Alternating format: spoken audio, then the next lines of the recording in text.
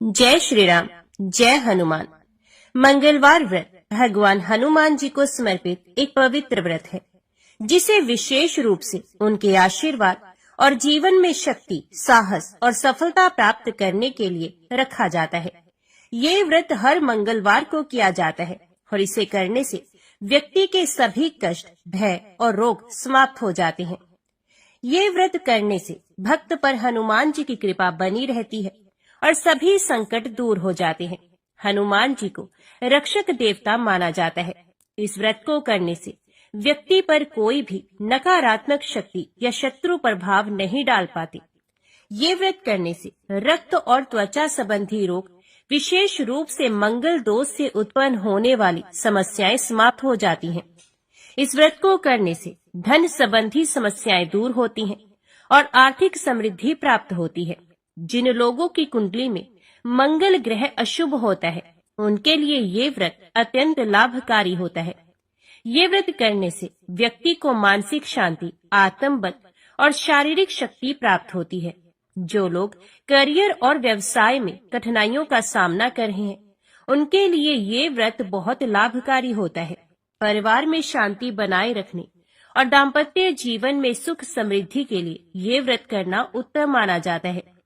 इस व्रत को करने के लिए प्रातः स्नान कर लाल वस्त्र धारण करें और व्रत का संकल्प लें। हनुमान जी को सिंदूर, चमेली का तेल, लाल फूल और गुड़ चना अर्पित करें। इस दिन हनुमान चालीसा, बजरंग बाण और सुंदर कांड का पाठ करना शुभ माना जाता है। इस दिन केवल फलाहार करें और अन्न ना खाएं। कुछ लोग केवल गुड़ चना और दूध का सेवन करते हैं। हनुमान मंदिर जाकर दर्शन करना और हनुमान जी के चरणों में अपनी समस्याएं समर्पित करना बहुत लाभकारी होता है। इस दिन जरूरतमंदों को गुड़ चना, लाल वस्त्र और भोजन का दान करें। हनुमान जी की आरती करें और प्रसाद का वितरण करें। अगले दिन प्रातः ब्राह्मण या जरूरतमंद को भोजन कराकर व्रत का पारण करें। ये व्रत हर मंगलवार को किया जाता है। मंगलवार का व्रत जीवन में सुख, शक्ति और समृद्धि लाने वाला व्रत है।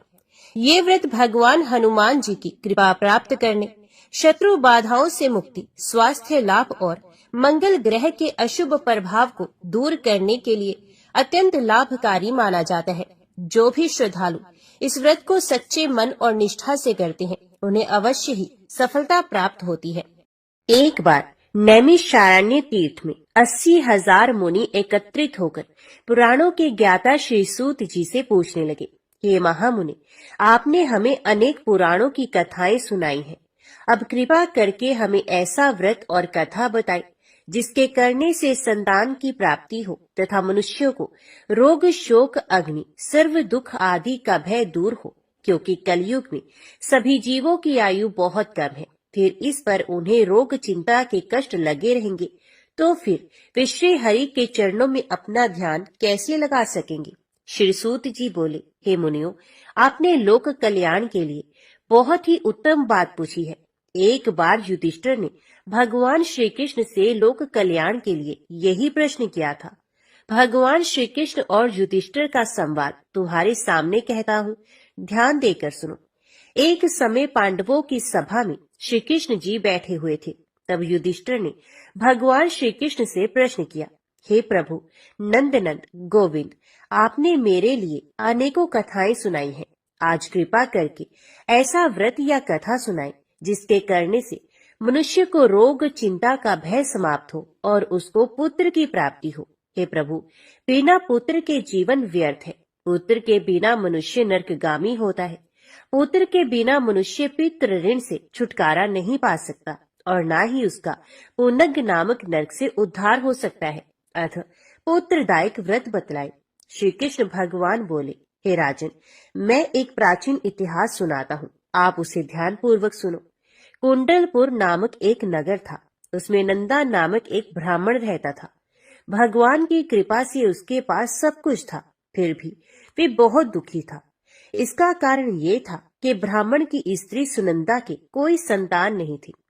सुनंदा पतिव्रता थी, भक्ति पूर्वक श्री हनुमान जी की आराधना करती थी। मंगलवार के दिन व्रत करके अंत में भोजन बनाकर हनुमान जी का भोग लगाने के बाद स्वयं भोजन करती थी।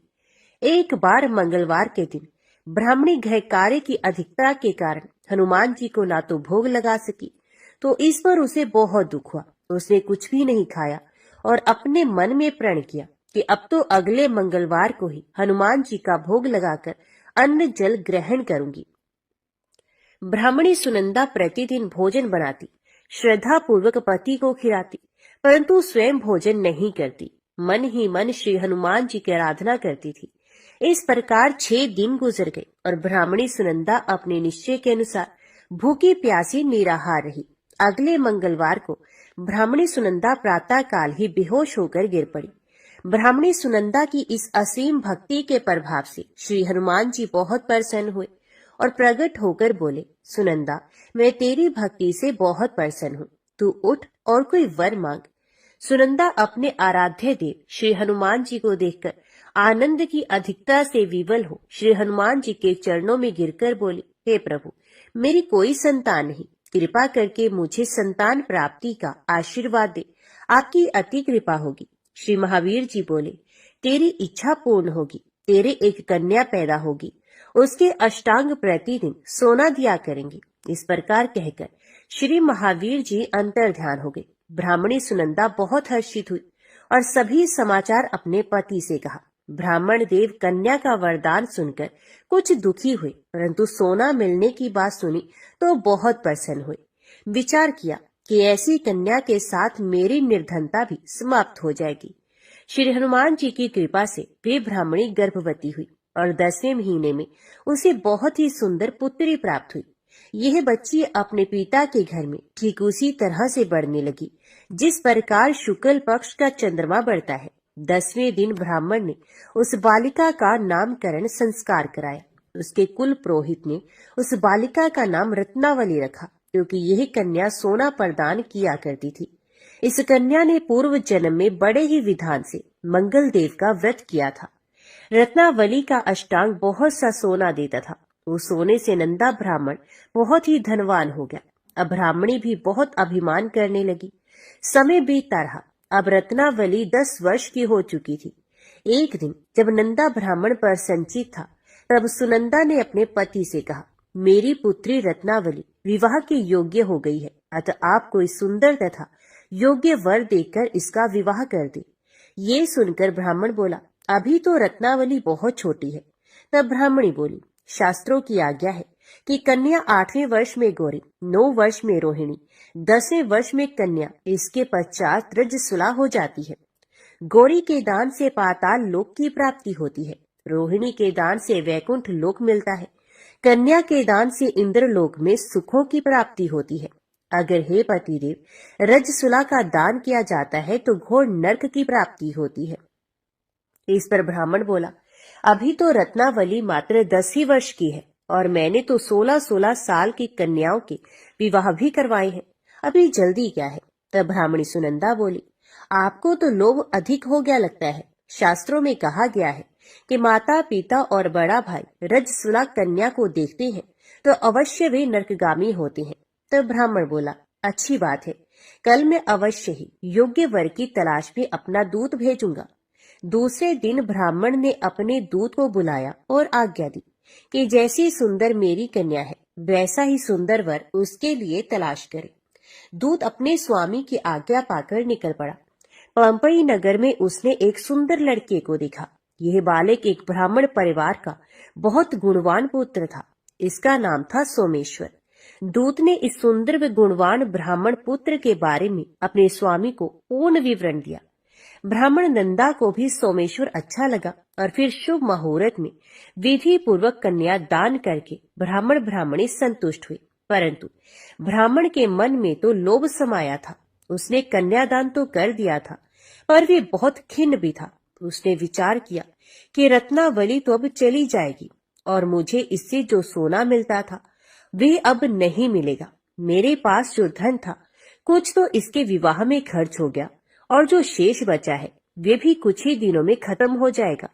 मैंने तो इसका विवाह करके बहुत बड़ी भूल कर दी है। अब कोई ऐसा उपाय हो कि रत्नावली मेरे घर में ही बनी रहे, अपनी ससुराल ना जाए। लोभ रूपी राक्षस ब्राह्मण के मस्तिष्क पर शाता जा रहा था। रात भर अपनी शैया पर बेचैनी से करवटें बदलते बदलते उसने एक बहुत ही क्रूर निर्णय लिया। उसने विचार किया कि जब रत्नावली को लेकर उसका पति सोमेश्वर अपने घर के लिए जाएगा तो वह मार्ग में छिपकर सोमेश्वर का वध कर देगा और अपनी लड़की को अपने घर ले आएगा, जिससे नियमित रूप से उसे सोना भी मिलता रहेगा और समाज का कोई मनुष्य उसे दोष भी नहीं दे सकेगा। प्रातः काल हुआ तो नंदा और सुनंदा ने अपने जमाई तथा लड़की को बहुत सारा धन देकर विदा किया। सोमेश्वर अपनी पत्नी रत्नावली को लेकर ससुराल से अपने घर की तरफ चला। ब्राह्मण नंदा महालोभ के वशीभूत हो अपनी मति खो चुका था। पाप पुण्य को उसे विचार न रहा। उसने भयानक क्रूर निर्णय को कार्य रूप देने के लिए उसने अपने दूत को मार्ग में अपने जमाई का वध करने के लिए भेज दिया था, ताकि रत्नावली से प्राप्त होने वाला सोना उसे हमेशा मिलता रहे और वो कभी निर्धन ना हो। ब्राह्मण के दूत ने अपने स्वामी की आज्ञा का पालन करते हुए उसके जमाई सोमेश्वर का मार्ग में ही वध कर दिया। समाचार प्राप्त कर ब्राह्मण नंदा मार्ग में पहुंचा और रुदन करती अपनी पुत्री रत्नावली से बोला, हे पुत्री, मार्ग में लुटेरों ने तेरे पति का वध कर दिया। भगवान की इच्छा के आगे किसी का कोई वश नहीं चलता। अब तू घर चल, वहां पर ही रहकर शेष जीवन व्यतीत करना। जो भाग्य में लिखा है वही होगा। अपने पति की अकाल मृत्यु से रत्नावली बहुत दुखी हुई। करुण क्रंदन व रुदन करते हुए अपने पिता से बोली, हे पिताजी, इस संसार में जिस स्त्री का पति नहीं उसका जीना व्यर्थ है। मैं अपने पति के साथ ही अपने शरीर को जला दूंगी और सती होकर अपने इस जन्म को, माता पिता के नाम को तथा सास ससुर के यश को सार्थक करूंगी। ब्राह्मण नंदा अपनी पुत्री रत्नावली के वचनों को सुनकर बहुत दुखी हुआ। विचार करने लगा, मैंने व्यर्थ ही जमाई वध का पाप अपने सर लिया। रत्नावली तो उसके पीछे अपने प्राण तक देने को तैयार है। मेरा तो दोनों तरफ से मरण हो गया। धन तो अब मिलेगा नहीं। जमाई वध के पाप के फलस्वरूप यम यातना भी भुगतनी पड़ेगी। ये सोचकर वे बहुत खिन्न हुआ। सोमेश्वर की चिता बनाएगी। रत्नावली सती होने की इच्छा से अपने पति का सर अपनी गोद में रखकर चिता में बैठ गई। जैसे ही सोमेश्वर की चिता को अग्नि लगाएगी, वैसे ही प्रसन्न हो मंगल देव वहां प्रकट हुए और बोले, हे रत्नावली, मैं तेरी पति भक्ति से बहुत प्रसन्न हूँ, तू वर मांग। रत्नावली ने अपने पति का जीवन दान मांगा। तब मंगल देव बोले, रत्नावली, तेरा पति अजर अमर है, ये महाविद्वान भी होगा और इसके अतिरिक्त तेरी जो इच्छा हो वर मांग। तब रत्नावली बोली, हे ग्रहों के स्वामी, यदि आप मुझ पर प्रसन्न हैं तो मुझे यह वरदान दीजिए कि जो भी मनुष्य मंगलवार के दिन प्रातःकाल लाल पुष्प लाल चंदन से पूजा करके आपका स्मरण करे, उसको रोग व्याधि ना हो, स्वजनों का कभी वियोग ना हो, सर्प अग्नि तथा शत्रुओं का भय ना रहे। जो स्त्री मंगलवार का व्रत करे वे कभी विधवा ना हो। मंगल देव तथास्तु कहकर अंतर्ध्यान हो गए। सोमेश्वर मंगल देव की कृपा से जीवित हो उठा। रत्नावली अपने पति को पुनः प्राप्त कर बहुत प्रसन्न हुई और मंगल देव का व्रत प्रत्येक मंगलवार को करके व्रत राज और मंगल देव की कृपा से इस लोक में सुख ऐश्वर्य को भोगते हुए अंत में अपने पति के साथ स्वर्गलोक को चली गई। सब प्रेम से बोलो, राम भक्त हनुमान की जय। अब सुनिए मंगलवार व्रत की एक दूसरी कथा। एक ब्राह्मण दंपत्ति के कोई संतान नहीं थी, जिसके कारण पति पत्नी दुखी थे। वे ब्राह्मण हनुमान जी की पूजा हेतु वन में चला गया। वे पूजा के साथ महावीर जी से एक पुत्र की कामना प्रकट किया करता था। घर पर उसकी पत्नी मंगलवार व्रत पुत्र की प्राप्ति के लिए किया करती थी। मंगल के दिन व्रत के अंत में भोजन बनाकर हनुमान जी को भोग लगाने के बाद ही स्वयं भोजन ग्रहण करती थी। एक बार कोई व्रत आ गया जिसके कारण ब्राह्मणी भोजन न बना सकी। तब हनुमान जी का भोग भी नहीं लगाया। वे अपने मन में ऐसा प्रण करके सो गई कि अब अगले मंगलवार को ही हनुमान जी को भोग लगाकर वे अन्न ग्रहण करेगी। वे भूखी प्यासी 6 दिन पड़ी रही। मंगलवार के दिन तो उसे मूर्छा आ गई। तब हनुमान जी उसकी लगन और निष्ठा को देखकर अति प्रसन्न हुए। उन्होंने उसे दर्शन दिए और कहा, मैं तुमसे अति प्रसन्न हूँ। मैं तुझको एक सुंदर बालक देता हूँ जो तेरी बहुत सेवा किया करेगा। हनुमान जी मंगलवार को बाल रूप में उसको दर्शन देकर अंतर्ध्यान हो गए। सुंदर बालक पाकर ब्राह्मणी अति प्रसन्न हुई। ब्राह्मणी ने रखा था बालक का नाम मंगल। कुछ समय के पश्चात ब्राह्मण वन से लौट कर आया, पर संचित सुंदर बालक घर में क्रीड़ा करते देखकर वे ब्राह्मण पत्नी से बोला, यह बालक कौन है? तो पत्नी ने कहा, मंगलवार के व्रत से प्रसन्न हो, हनुमान जी ने दर्शन दे मुझे बालक दिया है। पत्नी की बात छल से भरी जान उसने सोचा, ये उल्टा व्यभिचारिणी अपनी क्लुषता छिपाने के लिए बात बना रही है। एक दिन उसका पति कुएं पर पानी भरने चला तो पत्नी ने कहा कि मंगल को भी साथ ले जाओ। वह मंगल को साथ ले चला और उसको कुएं में डालकर वापस पानी भरकर घर आया तो पत्नी ने पूछा कि मंगल कहाँ है? तभी मंगल मुस्कुराता हुआ घर में आ गया। उसको देख ब्राह्मण आश्चर्यचकित हुआ। रात्रि में उसके पति से हनुमान जी ने स्वप्न में कहा, यह बालक मैंने दिया है, तुम पत्नी को उल्टा क्यों कहती हो? पति ये जानकर हर्ष में भर गया। फिर पति पत्नी मंगल का व्रत रख के अपने जीवन आनंद पूर्वक व्यतीत करने लगे। जो मनुष्य मंगलवार व्रत कथा को पढ़ता अथवा सुनता है और नियम से व्रत रखता है, उसके हनुमान जी की कृपा से सब कष्ट दूर होकर सर्व सुख प्राप्त होता है। प्रेम से बोलिए जय श्री हनुमान। अभी सुनते हैं राम नाम की महिमा। लंकापति रावण के वध के बाद जब अयोध्यापति प्रभु श्री राम की कीर्ति दूर दूर तक फैल रही थी और वे मर्यादा पुरुषोत्तम कहलाने लगे थे, तब एक दिन महादेव शिव की इच्छा भी मर्यादा पुरुषोत्तम श्री राम से मिलने की हुई। पार्वती जी को संग लेकर महादेव कैलाश पर्वत से उतरकर अयोध्या नगरी के रास्ते पर चल पड़े। भगवान शिव और माँ पार्वती को अयोध्या आया देखकर राम जी बहुत खुश हुए। माता जानकी ने उनका उचित आदर सत्कार किया और स्वयं भोजन बनाने के लिए रसोई में चली गई। इस बीच भगवान शिव ने श्री राम जी से पूछा, आपके सेवक हनुमान जी दिखाई नहीं पड़ रहे हैं? श्री राम बोले, वे बगीचे में हैं। शिव जी ने श्री राम जी से बगीचे में जाने की अनुमति मांगी और पार्वती जी का हाथ थामकर बगीचे में आ गई। बगीचे की खूबसूरती देखकर उनका मन मोहित हो गया। आम के एक घने वृक्ष के नीचे हनुमान जी दीन दुनिया से बेखबर गहरी नींद में सोए थे और एक लय में खराटों से राम नाम की ध्वनि उठ रही थी। चकित होकर शिवजी और माता पार्वती एक दूसरे की ओर देखने लगे। माता पार्वती मुस्कुरा उठी और वृक्ष की डालियों की ओर इशारा किया। राम नाम सुनकर पेड़ की डालियां भी झूमने लगी थी और इनके बीच से भी राम नाम उच्चारित हो रहा था। शिवजी इस राम नाम की धुन में मस्त मगन होकर खुद भी राम नाम कहकर नाचने लगे।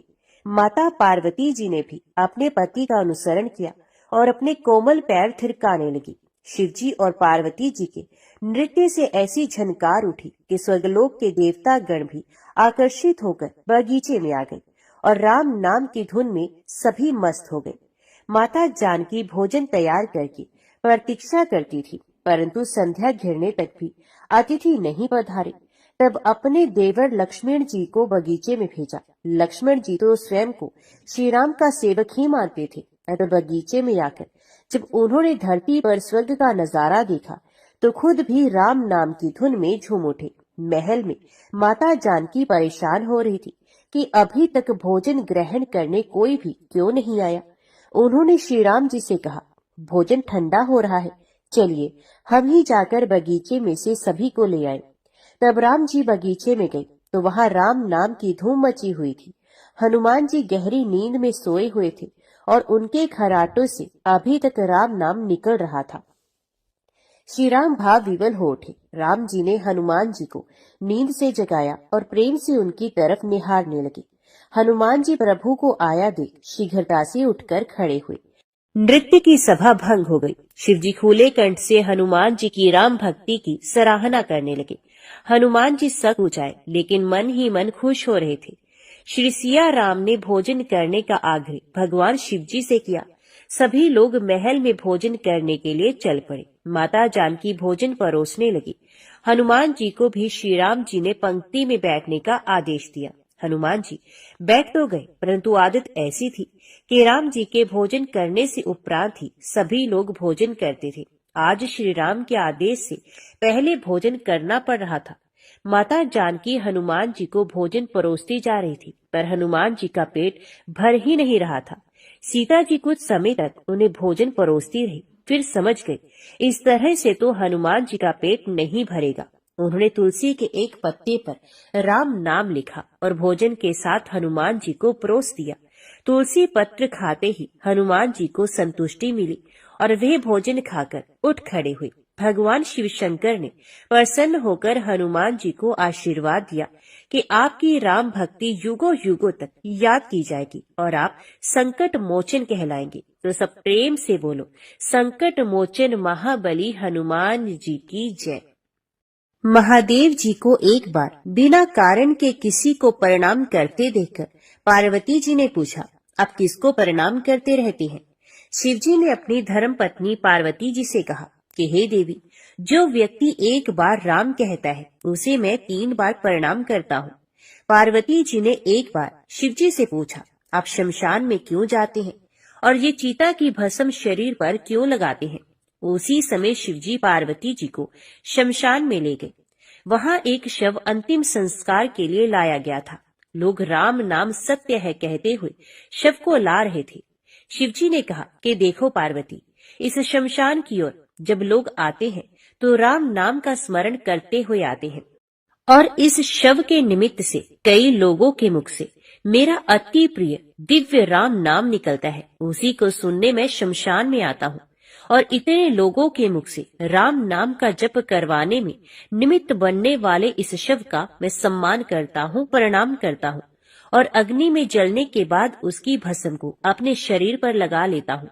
राम नाम बुलवाने वाले के प्रति मुझे इतना प्रेम है। एक बार शिवजी कैलाश पर पहुंचे और पार्वती जी से भोजन मांगा। पार्वती जी विष्णु सहस्त्रनाम का पाठ कर रही थी। पार्वती जी ने कहा, अभी पाठ पूरा नहीं हुआ, कृपया थोड़ी देर प्रतीक्षा कीजिए। शिव जी ने कहा कि इसमें तो समय और श्रम दोनों लगेंगे। संत लोग जिस तरह से सहस्त्रनाम को छोटा कर लेते हैं और नित्य जपते हैं, वैसा उपाय कर लो। पार्वती जी ने पूछा, वो उपाय कैसे करते हैं? मैंने सुनना चाहती हूँ। शिव जी ने बताया, केवल एक बार राम कह लो, तुम्हें सहस्त्र नाम भगवान के 1000 नाम लेने का फल मिल जाएगा। एक राम नाम 1000 दिव्य नामों के समान है। पार्वती जी ने वैसा ही किया। इसलिए प्रयास पूर्वक स्वयं भी राम नाम जपते रहना चाहिए और दूसरों को भी प्रेरित करके राम नाम जपना चाहिए। इससे अपना और दूसरों का तुरंत कल्याण हो जाता है। यही सबसे सुलभ और अचूक उपाय है। इसलिए हमारे देश में प्रणाम राम राम कहकर किया जाता है। आइए अब सुनते हैं बिल्व वृक्ष की महिमा।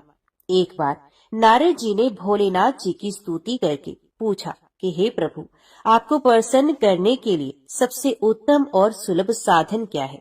हे त्रिलोकीनाथ, आप तो निर्विकार और निष्काम हैं। आप सहज ही प्रसन्न हो जाते हैं। फिर भी मेरे जानने की इच्छा है कि आपको क्या प्रिय है। तब शिव जी बोले, नारद जी, वैसे तो मुझे भक्त के भाव सबसे प्रिय हैं। फिर भी आपने पूछा है तो मैं बताता हूँ। मुझे जल के साथ साथ बिल पत्र बहुत प्रिय है। जो अखंड बेल पत्र मुझे श्रद्धा से अर्पित करते हैं, मैं उन्हें अपने लोक में स्थान देता हूँ। नारद जी भगवान शंकर और माता पार्वती की वंदना करके अपने लोक को चले गए और उनके जाने के पश्चात पार्वती जी ने शिव जी से पूछा कि हे प्रभु, मेरी यह जानने की बड़ी तीव्र इच्छा हो रही है कि आपको बेल पत्र इतने प्रिय क्यों है। कृपया करके मेरी जिज्ञासा को शांत कीजिए। तब शिव जी बोले, हे शिवे, बिल्व के पत्ते मेरी जटा के समान है। उसका त्रिपत्र यानी 3 पत्ते ऋग्वेद, यजुर्वेद और सामवेद है। शाखाएं समस्त शास्त्र का स्वरूप है। बिलपत्र को आप पृथ्वी का कल्प वृक्ष समझे, जो ब्रह्मा, विष्णु और शिव स्वरूप है। हे पार्वती, स्वयं महालक्ष्मी जी ने शैल पर्वत पर बिल्व वृक्ष के रूप में जन्म लिया था। इस कारण भी बिल्व का वृक्ष मेरे लिए अति प्रिय है। महालक्ष्मी जी ने बिल्व का रूप धरा। यह सुनकर पार्वती जी को कौतूहल हुआ और पार्वती जी ने कौतूहल से उपजी जिज्ञासा को रोक न पाई और उन्होंने पूछा कि हे महादेव, देवी लक्ष्मी ने आखिर बिल्व वृक्ष का रूप क्यों लिया? आप ये कथा विस्तार से कहें। तब भोलेनाथ ने देवी पार्वती जी को कथा सुनाना आरंभ किया। हे देवी, सतयुग में ज्योति रूप में मेरे अंश का रामेश्वर लिंग था। ब्रह्मा आदि देवों ने उसका विधिवत पूजन अर्चन किया था। इसका परिणाम ये हुआ कि मेरे अनुग्रह से वाणी देवी सबकी प्रिय हो गई। वे भगवान विष्णु को सतत प्रिय हो गई। वे मेरे प्रभाव से भगवान केशव के मन में वाग्देवी के लिए जितनी प्रीति उत्पन्न हुई, वे स्वयं लक्ष्मी जी को नहीं भाई। लक्ष्मी देवी का श्री हरि के प्रति मन में कुछ दुराव पैदा हो गया। वे चिंतित और रुष्ट होकर चुपचाप परम उत्तम श्रीशैल पर्वत पर चले गए। वहां उन्होंने तप करने का निश्चय किया और उत्तम स्थान का चयन करने लगी। महालक्ष्मी ने उत्तम स्थान का निश्चय करके मेरे लिंग विग्रह की उग्र तपस्या प्रारंभ की। उनकी तपस्या कठोरतम होती जा रही थी। हे परमेश्वरी, कुछ समय के बाद महालक्ष्मी जी ने मेरे लिंग विग्रह से थोड़ा ऊर्ध्व में एक वृक्ष का रूप धारण कर लिया। अपने पत्तों और पुष्पों द्वारा निरंतर मेरा पूजन करने लगी। इस तरह महालक्ष्मी जी ने लाखों वर्ष तक घोर आराधना की। अंततः उन्हें मेरा अनुग्रह प्राप्त हुआ। मैं वहां प्रकट हुआ और देवी से इस घोर तप की आकांक्षा पूछकर वर देने को तैयार हुआ। महालक्ष्मी जी ने मांगा कि श्रीहरि के हृदय में मेरे भाव से वाग्देवी के लिए जो स्नेह हुआ है वे समाप्त हो जाए। तब शिव जी बोले, मैंने महालक्ष्मी जी को समझाया, श्रीहरि के हृदय में आपके अतिरिक्त किसी और के लिए कोई प्रेम नहीं है। वाग्देवी के प्रति उनका प्रेम नहीं अपितु श्रद्धा है। ये सुनकर लक्ष्मी जी प्रसन्न हो गई और पुनः श्री विष्णु के हृदय में स्थित होकर निरंतर उनके साथ विहार करने लगी। हे पार्वती, महालक्ष्मी के हृदय का एक बड़ा विकार इस प्रकार दूर हो गया। इस कारण हरि प्रिया उसी वृक्ष के रूप में सर्वदा अतिशय भक्ति से भरकर यत्न पूर्वक मेरी पूजा करने लगी। हे पार्वती, इसी कारण बिल्व का वृक्ष, पत्ते, फूल आदि मुझे बहुत प्रिय है। मैं निर्जन स्थान में बिल्व वृक्ष का आश्रय लेकर रहता हूँ। बिल्व वृक्ष को सदा सर्व तीर्थ में एवं सर्व देव में मानना चाहिए। बिल्व पत्र, बिल्व फूल, बिल्व वृक्ष अथवा बिल्व काष्ठ के चंदन से जो मेरा पूजन करता है वे भक्त मेरा अति प्रिय है। बिल्व वृक्ष को शिव के समान ही समझो। वह मेरा शरीर है। जो बिल पर चंद्र से मेरा नाम अंकित करके मुझे अर्पण करता है, मैं उसे सभी पापों से मुक्त करके अपने लोक में स्थान देता हूँ। तो हे देवी, उस व्यक्ति को स्वयं लक्ष्मी जी भी नमस्कार करती हैं जो मेरा पूजन करते हैं। जो बिल्व मूल में प्राण छोड़ता है उसका रुद्र देह प्राप्त होता है और ऐसे मनुष्य पर सदैव ही माता लक्ष्मी की कृपा बनी रहती है और साथ ही साथ भगवान नारायण की कृपा भी उन पर सदैव बनी रहती है। तो सब प्रेम से बोलिए, भगवान शिव और माता पार्वती की जय। आइए अब सुनते हैं मंगलवार को सुनी जाने वाली मंगला गौरी माता की पौराणिक व्रत कथा। पूर्व काल में कुरु देश में शुद्ध कीर्ति नामक एक विद्वान, कीर्तिशाली, शत्रुओं का नाश करने वाले, 64 कलाओं का ज्ञाता तथा धनुर्विद्या में कुशल राजा हुआ था। पुत्र के अतिरिक्त अन्य सभी शुभ चीजें उस राजा के पास थी। अतः वे राजा संतान के विषय में अत्यंत चिंतित हुआ और जब ध्यान पूर्वक देवी की आराधना करने लगा तब उसकी कठोर तपस्या से देवी प्रसन्न हो गई और उसे ये वचन बोली, हे सुव्रत, वर मांगो। श्रुतकीर्ति बोला, हे देवी, यदि आप मुझ पर प्रसन्न हैं तो मुझे सुंदर पुत्र दीजिए। हे देवी, आपकी कृपा से अन्य किसी भी वस्तु का अभाव नहीं है। उसका ये वचन सुनकर पवित्र मुस्कान वाली देवी ने कहा, हे राजन, तुमने अत्यंत दुर्लभ वर मांगा है, फिर भी कृपावश मैं तुम्हें अवश्य दूंगी। किंतु हे राजेंद्र, सुनिए, यदि परम गुणी पुत्र चाहते हो तो वह केवल 16 वर्ष तक ही जीवित रहेगा और यदि रूप तथा विद्या से विहीन पुत्र चाहते हो तो दीर्घजीवी होगा। देवी का ये वचन सुनकर राजा चिंतित हो गए और पुनः अपनी पत्नी से परामर्श करके उसने गुणवान तथा सभी शुभ लक्षणों से संपन्न 16 वर्ष की आयु वाला पुत्र मांगा। तब देवी ने भक्ति संपन्न राजा से कहा, हे नृपनंदन, मेरे मंदिर के द्वार पर एक आम का वृक्ष है। उसका एक फल लाकर मेरी आज्ञा से अपनी भार्या को उसे भक्षण करने हेतु प्रदान करो, जिससे वे शीघ्र ही गर्भ धारण करेगी, इसमें संदेह नहीं। प्रसन्न होकर राजा ने वैसा ही किया और उसकी पत्नी ने गर्भ धारण किया। 10वें महीने में उसने देवतुल्य सुंदर पुत्र को जन्म दिया तब हर्ष तथा शोक से युक्त राजा ने बालक का जात कर्म आदि संस्कार किया और शिव का स्मरण करते हुए उसका नाम चिरायु रखा। इसके बाद पुत्र ने 16 वर्ष के होने पर पत्नी सहित राजा चिंता में पड़ गए और वे विचार करने लगा कि यह पुत्र बड़े कष्ट से प्राप्त हुआ है और मैं इसकी दुखद मृत्यु अपने ही सामने कैसे देख सकूंगा। ऐसा विचार करके राजा ने पुत्र को उसके मामा के साथ काशी भेज दिया।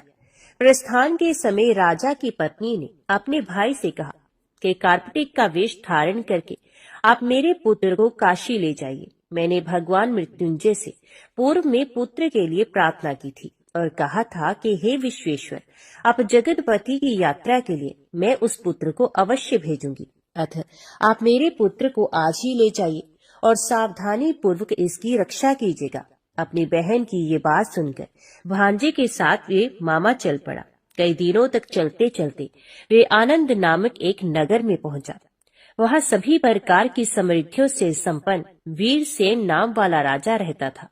उस राजा की एक सर्व लक्षण संपन्न युवा अवस्था प्राप्त मनोहर तथा रूप लावण्यमयी मंगला गौरी नामक कन्या थी।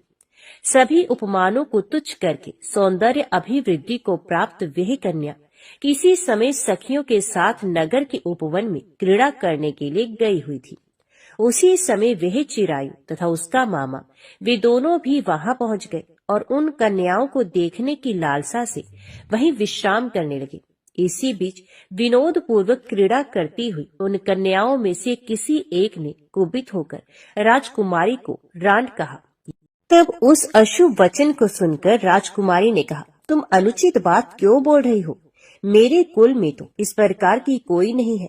मंगला गौरी की कृपा से तथा उनके व्रत के प्रभाव से विवाह के समय जिसके सर पर मेरे हाथ से अक्षर पड़ेंगे, हे सखी, वह यदि अल्प आयु वाला भी होगा तो भी चिरंजीवी हो जाएगा। इसके बाद वह सभी कन्याएं अपने अपने घर को चलेगी। उसी दिन राजकुमारी का विवाह था।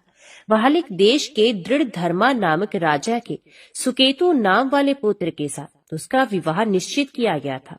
वह सुकेतु विद्याहीन, कुरूप तथा बहरा था। तब सुकेतु के साथ आए हुए उन लोगों ने विचार किया कि इस समय कोई दूसरा श्रेष्ठ वर ले जाना चाहिए और विवाह संपन्न हो जाने के बाद वहां सुकेतु पहुंच जाए। उन लोगों ने चिरायु के मामा के पास जाकर याचना की कि आप इस बालक को हमें दे दीजिए, जिससे हमारा कार्य सिद्ध हो जाए। इस पृथ्वी पर परोपकार के समान दूसरा कोई धर्म नहीं।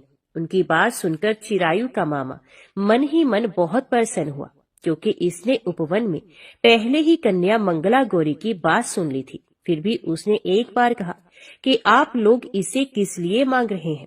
कार्य की सिद्धि हेतु वस्त्र, अलंकार आदि मांगे जाते हैं, वर तो कहीं भी नहीं मांगा जाता।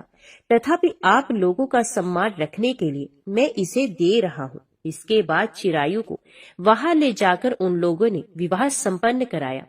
सप्तपदी आदि के हो जाने पर रात्रि में श्री पार्वती की प्रतिमा के समक्ष उस चिरायु ने हर्ष युक्त होकर मंगला गौरी के साथ शयन किया। उसी दिन चिरायु के 16 वर्ष पूर्ण हो चुके थे और अर्धरात्रि में साक्षात काल सर्प रूप में वहां आ गया। इसी बीच संयोगवश राजकुमारी जाग गई। उसने उस महासर्प को वहां देखा और वे भय से व्याकुल होकर कांपने लगी। तभी उस कन्या ने धैर्य धारण 16 उपचारों से सर्प की पूजा की और पीने के लिए उसे दूध दिया। उसने दीनता भरी वाणी में उस सर्प की प्रार्थना तथा स्तुति की। मंगला गौरी प्रार्थना करने लगी कि मैं उत्तम व्रत को करूंगी, जिससे मेरे पति जीवित रहें। ये जिस तरह से चिरकाल तक जीवित रहे, अब वैसा ही कीजिए।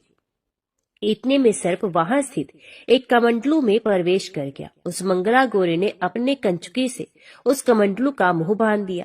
इसी बीच उसका पति अंगड़ाई लेकर जाग गया और अपनी पत्नी से बोला, हे प्रिय, मुझे भूख लगी है।